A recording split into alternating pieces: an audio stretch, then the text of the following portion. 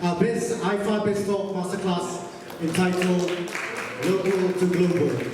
Give yourself a round of applause because we're all very cold here, so let's warm up. For most of you, come up front, don't be shy. There's still some empty seats in the front there. Okay. Firstly, I just want to explain from local to global. What we're going to be talking about is basically about how your content on US filmmakers, where does your content go, how does it go about, how does it get distributed. So we'll be focusing very much on that for this forum. Now, obviously I'm not going to be talking about it myself. I'm going to have 4 very lovely panel speakers. I do know their names. It's young, just bring them up. Come on, Samit, please give him a big round of applause. Leslie, and Rose Monsaton, Lynn.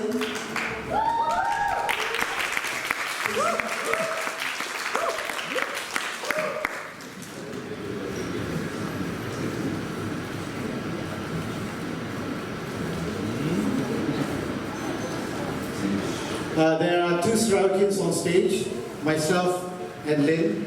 The rest all different country.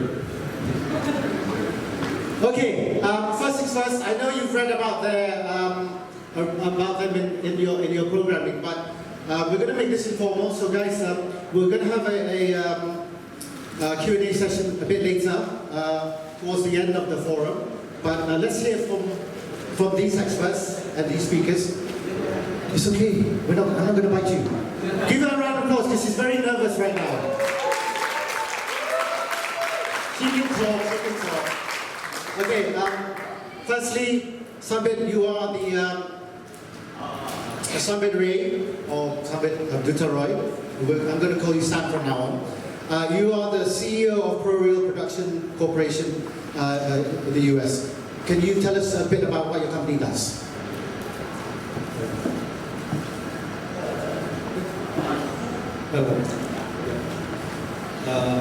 Well, we are a streaming platform headquartered in US, as well as we are based out of India, and we are doing production as well as distribution and streaming. So our concept is like taking from farm to table, like promoting the talents and showcasing them worldwide. That's our objective. So, and we have already started some productions in India, and we are partnering with globally some different countries. And I'm very much keen and eager to promote the Asian culture worldwide, because Asian is rich with so much untold stories that Western world should know. And that is the objective why I started this platform. So, I mean, there are certain drawbacks. We don't know our strength of Asia. We are very, very rich culturally. And if we focus on our strength, we can do a lot of miracles worldwide. And what we are strong at, we are strong in emotions and family values, which everybody wants to see worldwide, which is missing. And we have seen during COVID that is most important. And there, Asian countries plays a very, very important role. And not only Asians, there are other countries as well. Italy is also a country with emotional and family values, but very chosen, selected. Even the Spain, even the Latin America. But Asian still is the ancient culture with cultural heritage. All right, okay, very good. Big round of applause for Sam here. Now, from streaming platform, we're going to distribution. You've had 18 years in marketing and media, Lynn. Lynn Nasein hails from Sarawak. I have to mention it because very hard to get Sarawakians to come back home. We're trying to get her back home soon. And she's also part of, if you were here this morning, we had the MOU signing between Sarawak Film Collective, which is a new society that's looking into filmmakers and our heritage, all our stuff in terms of filmmakers in Sarawak itself. And she's part of that association, well, society. So tell us a bit about how did your journey begin and why content distribution? Yeah, so I'm from My Content Distribution. So what I do is I distribute independent producers' content to local and international platforms. So I've been doing this for the past, I've been in the media industry for over 20 years, but been doing distribution for the past 10 years and distributed to all over the world. I'm not sure if you've heard of Agent Ali before. When I was with Media Prima, we distributed that to over 100 countries. Recently, yes, I've been back to Kuching, and one of the initiatives that we've done is promoting local content. So what we've done is we put the first Sarawakian dialect series, which is Tili Tili Cinta, on Netflix. On 26th of June as well, we've released the first Iban dialect film on Amazon Prime. And very, very soon, end of this month, we will be releasing the first Malaysian original film on Prime, a film that is shot 100% in Sarawak. Yeah, coming soon. Coming soon. Do you want to tell them what you can't tell them what the title is yet, right? Well, it's coming soon. Yeah, it's coming soon. So you have to subscribe to Amazon. Right. Okay, so there we go. You're promoting Amazon as well. Okay, Justin Rosewarne. Now, you have a very unique job, very different to everyone else. You're very short as well, at 6 foot whatever.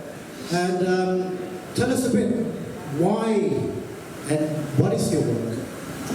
So I work for a company called Silvertrack Digital, and we are based in KL, but I'm Australian, and what we do is the lovely work that Lynn distributes often comes to me, and I onboard it to Netflix or to Amazon or to any platform. So what we do is a quality control process to make sure that it meets the specifications of that platform, whichever the platform may be. So we get all the content ready, we make sure that the associated metadata is ready, the artwork, and we get subtitling created for all the languages that's done on the content. So we're this kind of little middlemen, we're preferred vendors by the platforms. So there's only a few of us, there's only 24 preferred vendors for Netflix. We're one of them, we're the only one in Malaysia. Yeah, we're on Amazon as well. There's only six, so thank you, Lynn. There's only 6 preferred vendors in Asia, and we're one of them for Amazon. So yeah, we spend a lot of time working with content producers as well as distributors to get their content up to spec and ready for delivery to the platforms. Okay, we'll definitely going to touch and get into that in more detail. Desmond, Web TV Asia has been around for 10 years, but to our audiences here, tell us a bit about Web TV Asia and also what you do. So it's very similar to what Lynn does. Hi guys, I'm Desmond from Web TV Asia. We are a Malaysian company, started 10 years ago. I do a lot of business development and also marketing distribution on behalf of various businesses under the Web TV Asia group. I actually have a short 1-minute showreel for the company, so have a look. Do you want us to get out of the way?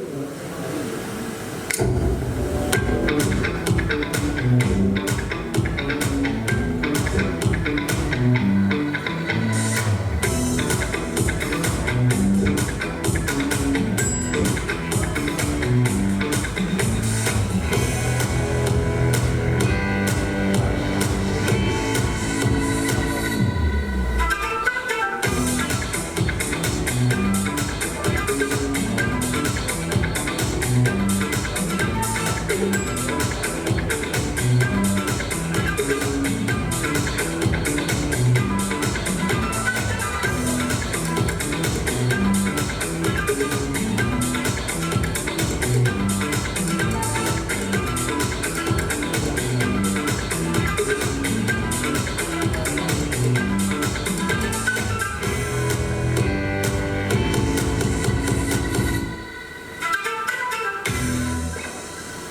we go.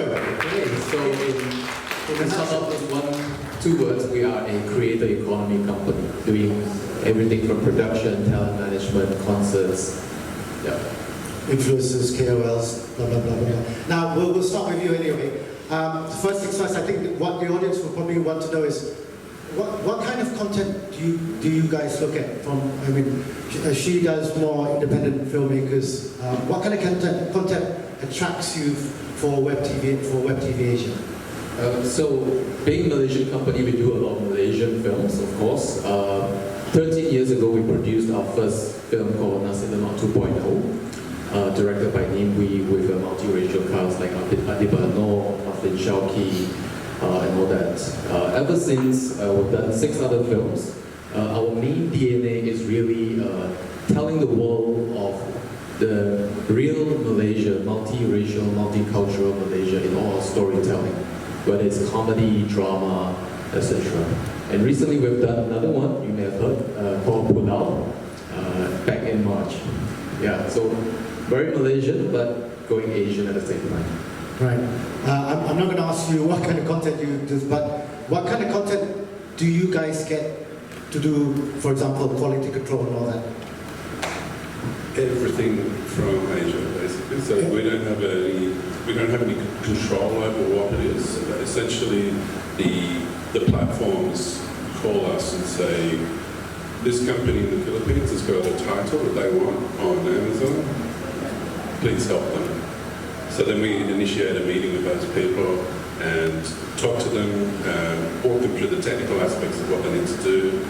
It's a project, so we make sure we set out timelines and make sure that the deliverables are clear and try to handhold them through the whole process to make it as less stressful, because it's quite, especially for the first time, people that oh, my baby, I don't want to, what's going to happen to it?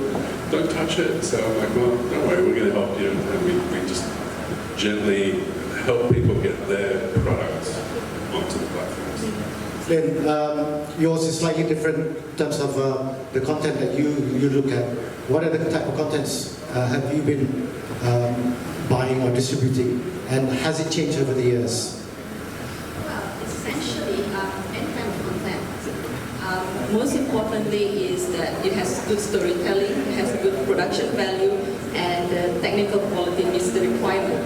So getting the platforms to acquire the content is just half the battle. The other half is dependent on him. So he said he will help you gently, but then I've never been rejected by a man more than he.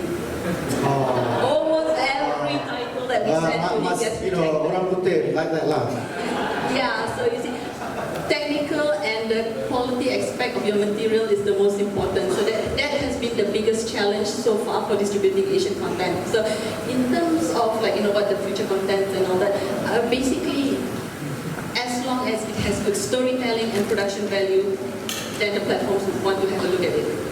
Okay, thank you. Sam, very interesting. You mentioned earlier about the ASEAN, looking at the ASEAN market, India and all that. What kind of content do you've mentioned about the emotional aspect of the content, but what specifically are you looking at in the next few years, especially with the platform that you guys are having at the moment?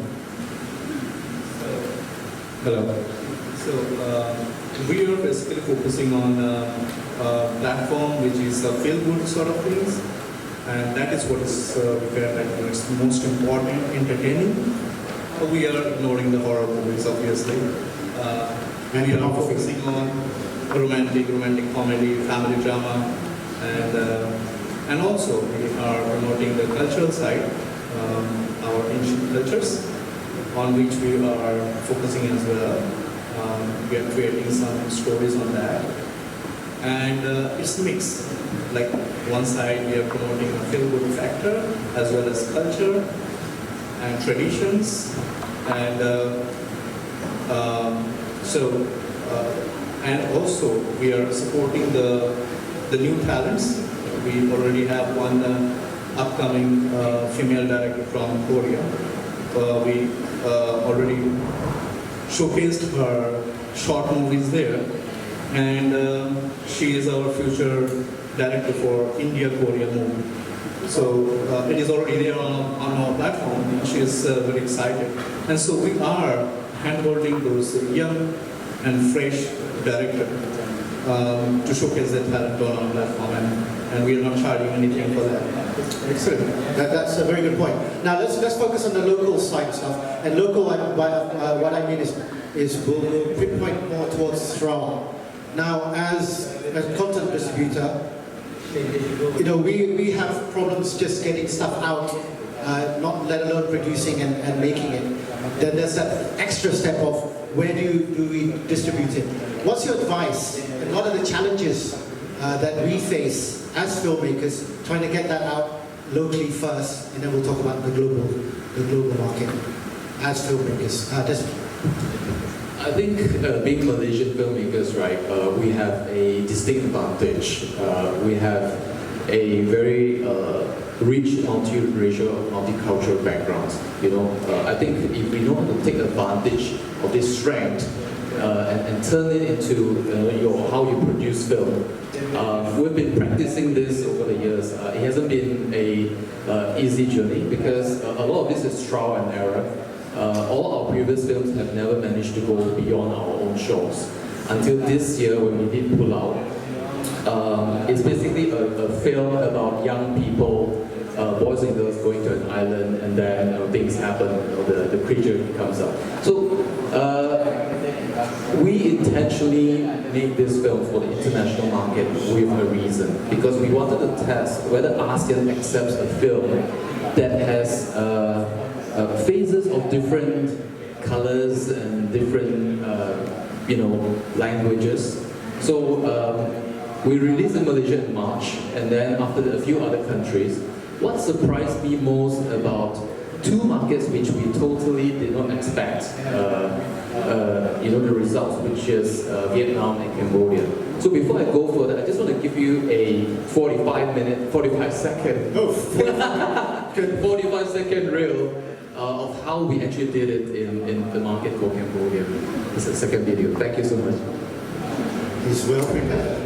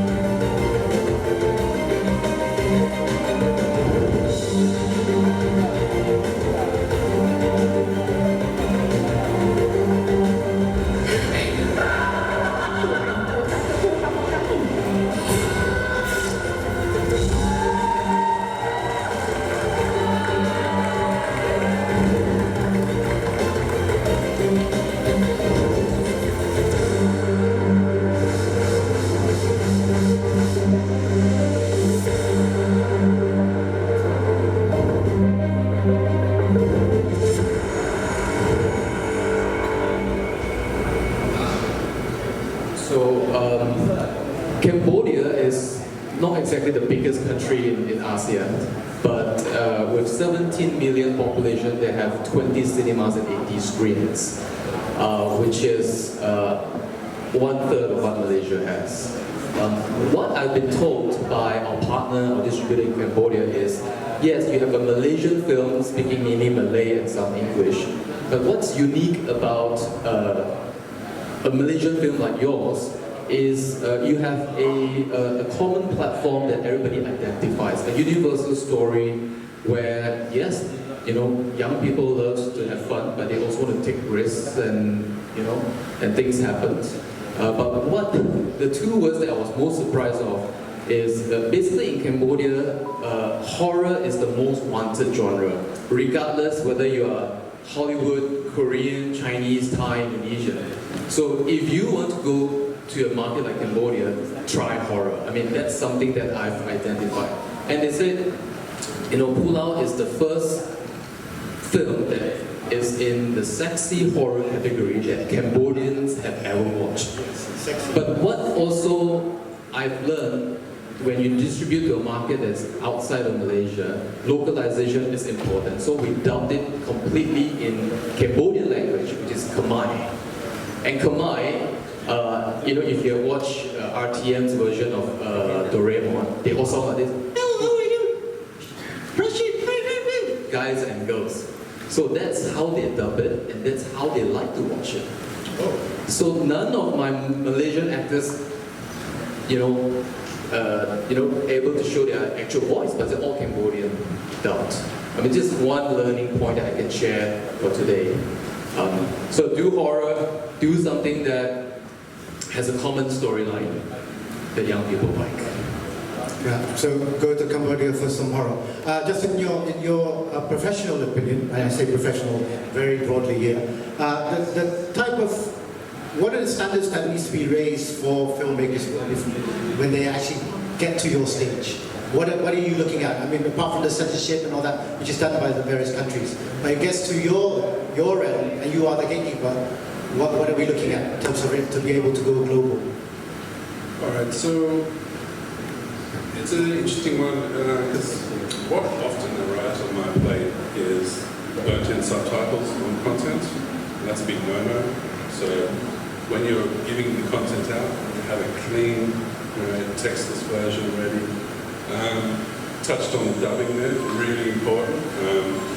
Make sure you plan how you will localize during production. So do you intend to have multilingual soundtracks dubbed? If you're going to have subtitling, what languages are you planning on doing it? Get that ready. You can definitely burn in subtitles, different releases, but for the Netflix and Amazons, they don't want burnt-in material. It's a big thing to remember that one. I guess just planning is really important. Think about how you will do your artwork in different languages. The poster work and that kind of stuff can change. So it's just these kind of areas about thinking about how do you change languages and what can improve the service for another language. And at the same time, think about how that will also be used for accessibility for people with vision impairment and for hearing impairment. So all of these things can be planned at the beginning stage for release. So setting very high standards. Lynn, being Sarawak-ian, you've seen a lot of Sarawak content already in the past several years. Now, again, I'll reiterate the question that I asked the other two gentlemen. How hard is it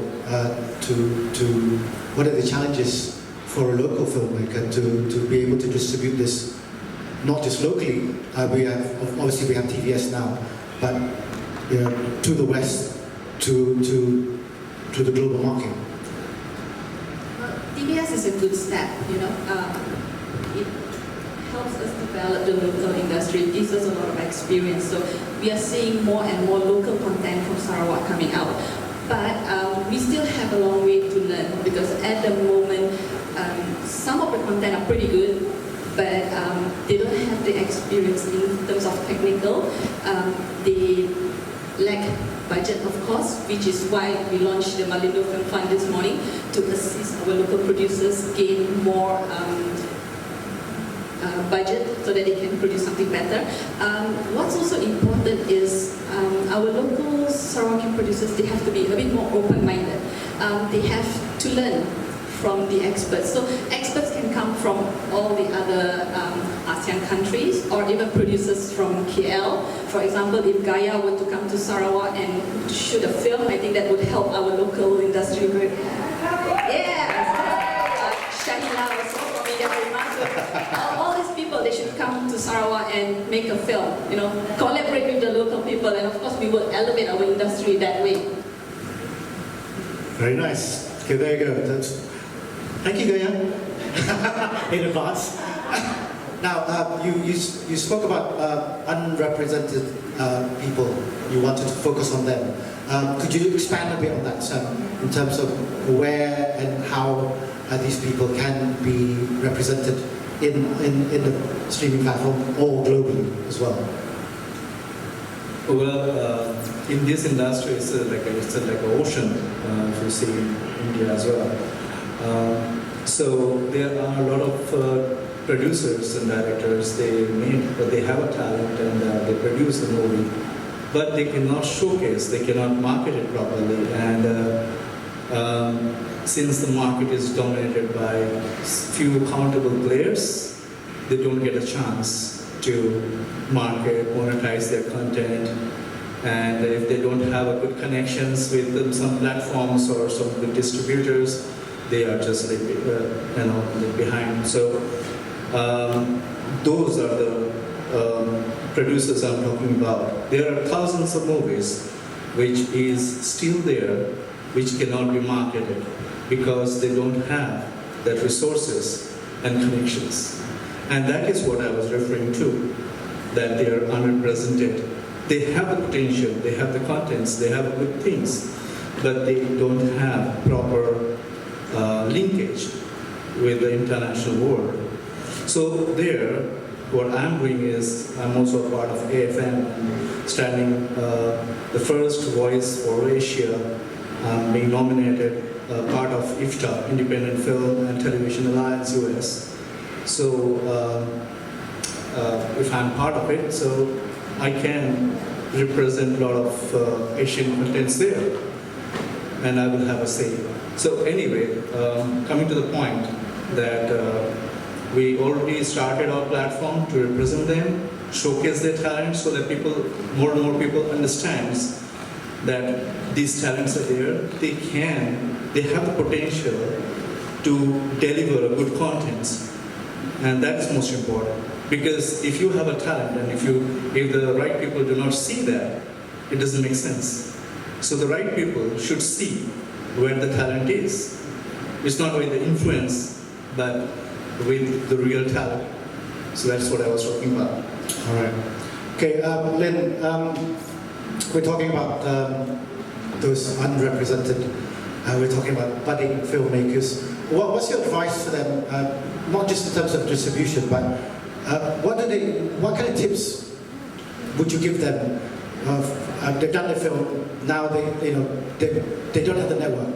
What do you need to do to be able to go to that next step? Well, if you have one title, it's advisable for you to speak to a distributor because it would be difficult for you to approach the platforms directly if you just have one title. And then for you to go and market it alone, for you to attend the markets, we have like a lot of content markets, which is like the Midcom, MidTV, we have the ADF, and we even have airports and all that.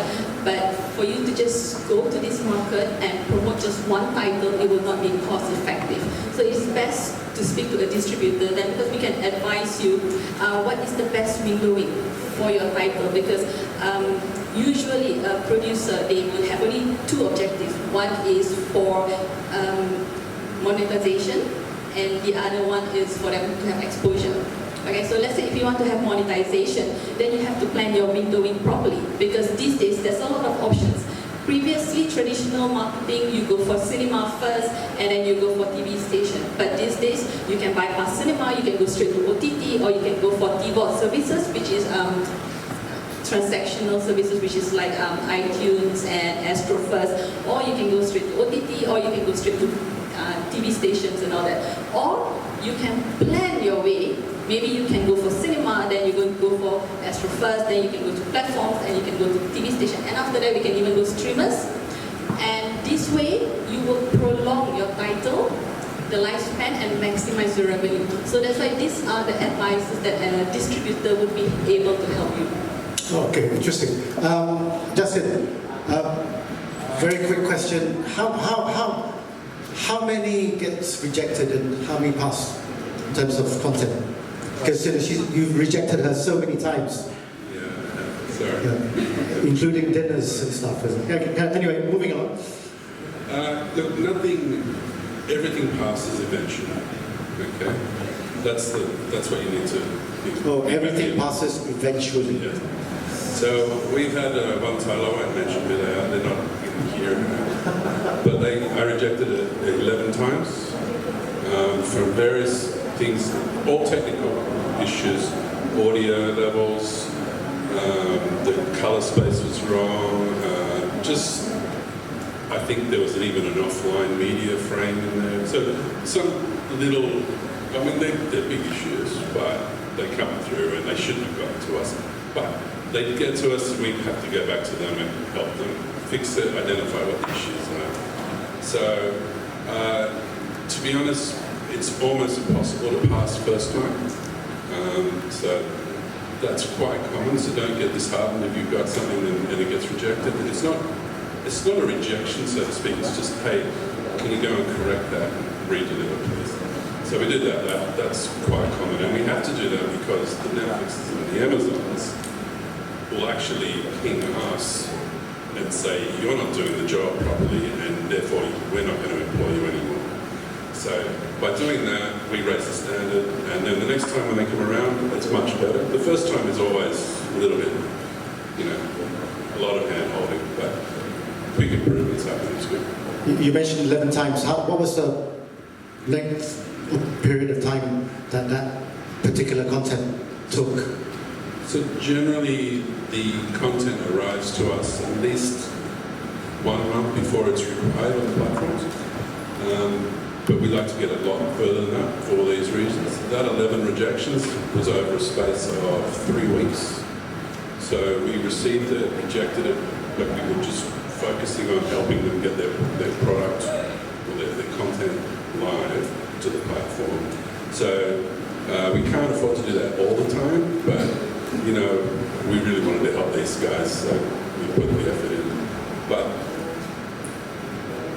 yes, so like what Justin mentioned, now we have this working relationship where before you actually produce a film, it is best to speak to these people, get the specs in advance, so that you already know that, okay, this is the camera that I have to use, this is the aspect ratio that I'm going to shoot in, and then when you go for the editing process, exactly according to the specs, so that will minimize the rejection. So this is what we are trying to do now. So let's say if there's any company that comes to me, any producer that says, okay, I have this idea and I'm going to shoot this, we need distribution and all that, I say, okay, here's the technical specs, get ready in advance. now I have a mic now, thank you. Oh, it can sound louder. Desmond, yours is obviously slightly different, but what's your advice in terms of budding filmmakers wanting to distribute their content, for example, on Web TV Asia? So we're not a traditional distributor per se. We own a large network of YouTube creator channels across Asia. Some of them are actually filmmakers, writers, directors. I find social media is a very good platform to build your brand and IP before you actually do the long form, the bigger production. For example, our first creator named Wee, he started with a lot of ideas but no avenue to expose his content, his music, his films. So he was one of the first to start a YouTube channel back in 2008 and is still doing until today, the last 15 years. His millions of subscribers have become his natural buyers or consumers of his long-form content, which are his music albums and his films. So I'd like to encourage all of you here, I'm sure you have a YouTube channel, a TikTok account, or even an Instagram page, right? Try to seed your ideas with small pieces of content, whether it's a short form, a short film, anything that will build up towards your eventual big production, your long form. I mean, don't be disheartened when you have 100 subscribers, 1,000 views, because it will gain over time, and you own this perpetually, and it's all yours. It's not the TV networks, it's not the platforms. Because when you pitch to the platforms, the streamers and the TV networks, if you can show you have a good show, but you also have a very strong following on social media, that really adds value to your selling point. All right, thank you. Sam, Desmond touched upon the fact that, horror, Cambodia, you look at the ASEAN and India market, in the next probably 5-10 years, where is the direction for your company? In what terms? If it is regarding like our structure, we are growing. We are getting into Wall Street, Nasdaq. That is our plan to get into there, and to support all these film producers, upgrade their quality, post productions. All those focuses there, and the training academy, where we can do the cultural fusion, Asian training academy and US training academy, because I'm mentor of a lot of students in the US. So if there is a cultural exchange program, there can be a lot of upgradation in quality of the content, and of course, like as they were sharing that there needs some more training. Yes, if there is like an exchange of teachers and professors from different countries, it helps to improve the talents.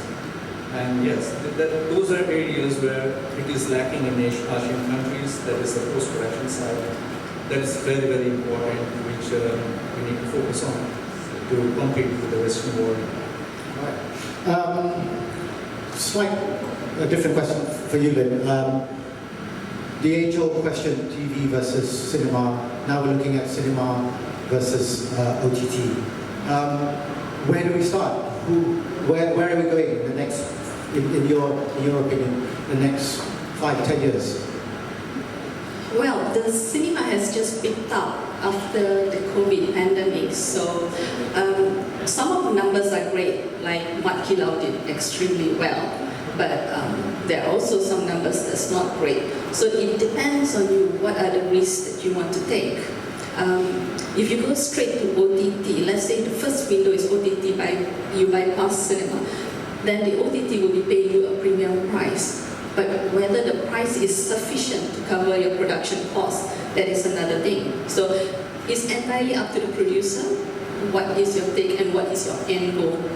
So usually we will do like a risk analysis, right? So we do a comparison. What is the expected amount that you would garner from cinema, and then what's the expected amount from the secondary window for that title if you go through that process, versus the price that you would be obtaining if you go direct to OTT platform. So then you have to weigh the risk and then do a selection, as simple as that. So moving forward, we are quite fortunate because Amazon has just come into Malaysia on 4th of May. We have Netflix, we have Disney+, we have other local OTT streamers like iQUTI, which is from China, we have VU. There's a lot of options. We have Astro as well, and then now we have Indian streamers. So cumulative amount is going to be very, very good. I think it's very positive for the industry, and then content is king. There's a lot of way for you to monetize, and the possibility is endless actually. Justin, again, you're professional. I say this broadly again. Where in terms of your work goes on in the next 5-10 years? I think from my perspective, our focus needs to be on the security of the content. So everybody hates piracy, and probably everybody in this room's had a piece of their content pirated. Nobody wants that, and a lot of it is due to poor workflow processes. There's one leak in the chain somewhere that's just getting the content out there. So security is really important on your content, and choosing platforms that have content security around how they handle files and delivery, like us. Okay, it's very important. So I think it needs to be a priority, especially for if you're just releasing your first film and it's gotten pirated to YouTube. How heartbreaking is that? It shouldn't happen. So we really need to focus on making sure our content's secure. Yeah. Okay. Great. Desmond, you talked about bite-sized content and all that. Is that the way forward for you guys, or are you looking at a long form? You did cinema in Cambodia, did well, but your direction in terms of content for for filmmakers and content producers? So I think as Web TV Asia, we do both ends of the spectrum, right? Both short form, bite size, and also long form cinema. What we want to do, our vision is to empower the creators of Asia and Malaysia also. How do we bring short form creators all the way to premium content creation? I think this is going to be a step-by-step process. It requires a lot of training, a lot of support, a lot of resources. So Web TV Asia is here to provide the tools, the guidance, and also the investment to budding young digital creators. They started, doing just their YouTube and TikTok, but eventually they might be the next big director, actor, or writer. So I'll give you an example in Vietnam. A YouTuber who does just short skits dramas with a lot of views, millions of views, and a producer came to him and took his most viewed video and turned it into a feature film. That film broke Vietnam's all-time box office record of about $17 million. He has never directed a film, but because he already commands so much traction and traffic and attention from his YouTube audience, so the cinema becomes a natural ground to bring his audience to the cinema, and that's how he broke that record. And this year, he did another film, which is also based on one of his YouTube short stories, and that broke his previous box office record of now $23 million. I mean, a Vietnamese YouTuber is now the most wanted film director in Vietnam. If it's possible in Vietnam, it's definitely possible here in our country. Yes, we are here to facilitate that process. Well, that's pretty much inspirational, and the takeaway from all of this is like, don't give up. Just keep going until you get there, because they'll reject you many times, but you'll get there eventually. Now, I obviously have a lot more questions, but we're a bit short of time, so I'm going to open it to the floor for questions. Do put your hand up. Tell us who you are, where you're from, your IC number. No, forget the IC number. And please direct the questions to whoever you'd like to ask your questions. You know what? I'll be your bro. It's okay, I need exercise. Hi, good evening everyone. My name is Ashwin and I'm from Ansara Creatives. I've got a question, it's a two-parter. The first part is that in the process of the production of the film that we are planning to distribute, does it really matter in terms of the source of funding or any caveats that comes with the funding that's related, which might affect distribution in the future? And also, my second question is that, are there funds or are there supportive funds from the distribution channels to actually support the production of such said films? Thank you. You want to translate that into Australian? No. Lynn, would you like to answer that?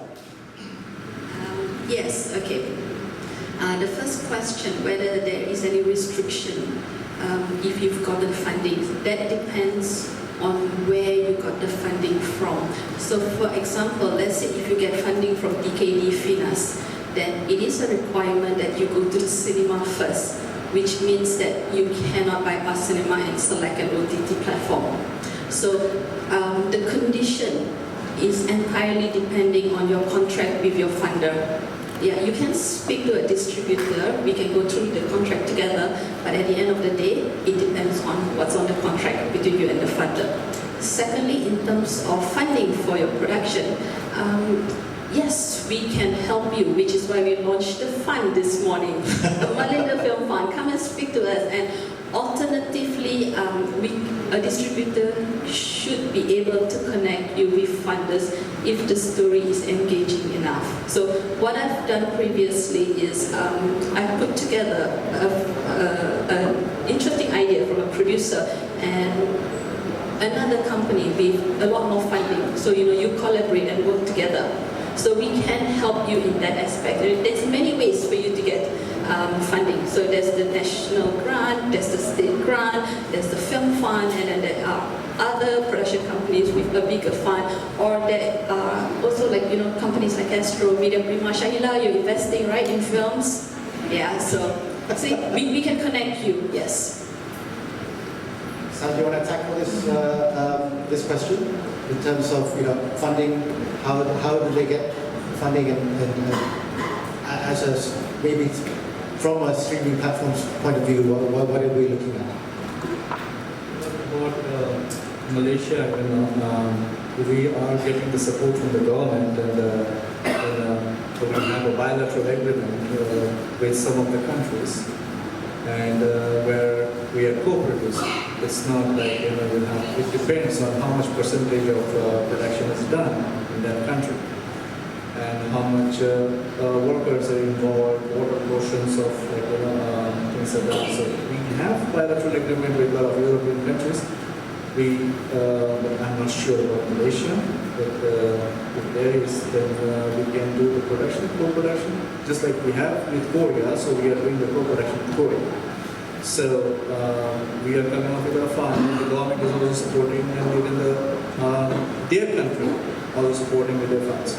So maybe if Malaysia government initiate the process of bilateral agreement with India, there is lots and lots of support. So you have to take the initiative. Yeah, do and don't. Personally, I don't think our movie locally can survive in the ASEAN market. With a lot of this cutting here, cutting there, So what kind of advice would you give us? Or we make a movie to avoid all this? Or, I feel there is no hope for our movie in ASEAN. All right, I think... Sorry. No worries. This is my personal opinion, okay? I could be wrong. Yeah, Thank you. Sam, you want to... When I was discussing about underrepresented directors and producers, I was referring to people like you, who are starting, who are struggling, and there's always a first time. You cannot be a veteran without starting. So don't be afraid of starting. So there's always a start. And then, let me tell you one thing. So, you failed in theater, say for example, one movie failed in theater. It doesn't mean that it will be failing in OTT as well. Why? Let me tell you the reason why. Because in theater, some art house movies can fail. But because they don't have the choice of pause and play. But when you see that same movie on OTT, you have the option of pause and play. So, let me give you one example. It was a very big example in India. So, there was a super hit star who was playing one movie in the theater, and at the same time, there is another series that came called Family Man. But the Family Man success, and he was just growing. He's not growing. Basically, he was not so superstar. But the Superstars movie failed, and he got success. So you have to understand. And you focus on your strength. What is your strength? And the most important thing that the people fails is whatever they want to make, they just do it. But if you have the tendency to entertain people, you have to understand what the people likes and then make it. Don't go with your own wish. That is maximum people do. Some people do for making money. Some people really wants to entertain the people. It depends on you, how you do it, how you take it. So there is nothing to discourage. It's just a change of books. Earlier we used to read novels. Now we don't have time to read novels. You translate it to the movies. Tell your stories. People are there to listen. Just focus on that. No need to lose hope. Very good, well done. And finally, I wanted to add on to Alaric just now because he mentioned about censorship, isn't it? So yes, in Malaysia we have censorship for profanity, nudity, and we're not allowed to talk about politics and religion. But just because those are the restrictions in Malaysia, it doesn't mean that international platform has no restriction. So you see, there are requirements as well. So you see, they prefer to be more inclusive. You are not allowed to do body shaming on international platform. So there are certain guidelines that's available there. It's not available here. Like in Malaysia, I think we are not very sensitive about our racial slur and all that. We make fun of the skin color and all that. But one of our titles actually got rejected when one of the cast, they put a black face, being funny. But it's not accepted internationally. So every country, everywhere you go, there are guidelines and there's rules. So, just because our censorship applies here, it should not be restricting our creativity. In fact, we should even be more creative in going around it. Yeah, talk about bending the rules. Unfortunately, this is the only time we have. We have a very interesting talk. Like I said, we had a MOU signing earlier this morning with the Melinda Film Fund, the MFF. They're actually going to have a talk after us, so you might want to stay behind and ask a lot of questions because they're very good. Max and everyone will be talking about it, right? Great. But for now, please give a round of applause to Sam, Lynn, Justin, and Justin for being here. Hope you performed really well. And thank you very much. Please stay on. We've got a lot more talks, the Biz Talks the next few days. And we've got some very, very interesting people who will be coming on. Guys, thank you very much. You want to take a photo, like a Wi-Fi with everyone? Oh, last person. Smile.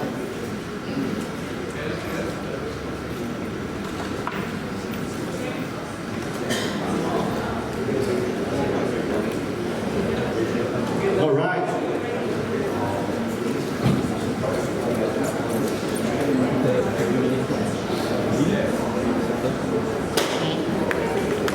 So tall.